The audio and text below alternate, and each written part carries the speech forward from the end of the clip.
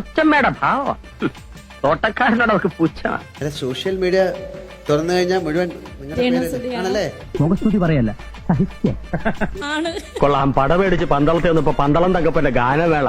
ബോസിലേക്ക് സ്വാഗതം. ഹൃദയപൂർവ്വം മോഹൻലാൽ.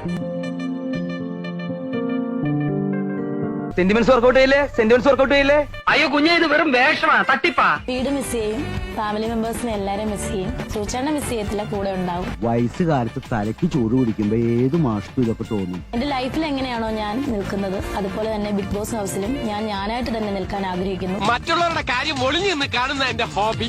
ഇതൊക്കെ കാണാനും കേൾക്കാനും മേളിലൊരാളുണ്ടേ.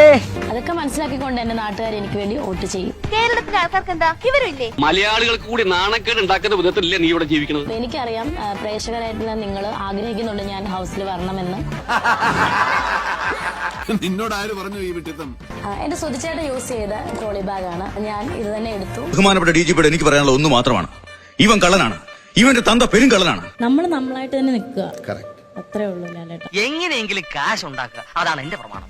അല്ലാതെ തന്ത്രങ്ങൾ മെനഞ്ഞു നിൽക്കാനോ ഒന്നുമില്ല. കുറച്ച് കഴിയുമ്പോ അങ്ങനെയൊക്കെ ചെയ്യേണ്ടി വരും. വരുമല്ലേ? അയ്യോ, പച്ചവെള്ളം ചവച്ചു കുടിക്കണ പഞ്ചപാവം. അങ്ങോട്ട് ഇറങ്ങിയില്ലടേ. ചേട്ടാ ഞാൻ വന്നിട്ടോ. പാവസ്ത്രീ. ചേട്ടാ, ചെറുപ്പത്തിൽ ഈ സ്ത്രീക്ക് പ്രാന്തണ്ടായിരുന്ന? ചേട്ടാ ഞാൻ വന്നിട്ടോ.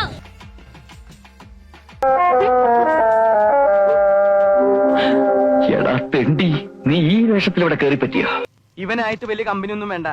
പ്രതികരിക്കാറുണ്ട്, അത്യാവശ്യത്തിന് ഞാൻ പ്രതികരിക്കും, അറിയാതെ പ്രതികരിക്കും. ഇച്ചിരി ചോരത്തിളപ്പ് കൂടുതലാണെന്നാണ് പറയാറ്. മുകുന്ദട്ട് വലിയ തമാശയൊക്കെ പറഞ്ഞാണെങ്കിലോ. അപ്പൊ ഇവന്മാരെ രണ്ടുപേരെയും ഇവിടെ തന്നെ താമസിക്കാൻ തീരുമാനിച്ചോ? എങ്കിലും ഇതിലും ഭേദം ബോംബ് കൊണ്ടുവെക്കുന്നതാ. അപ്പൊ പിന്നെ ഒരു പ്രാവശ്യമല്ലേ പൊട്ടുള്ളൂ. സന്തോഷായില്ലേ?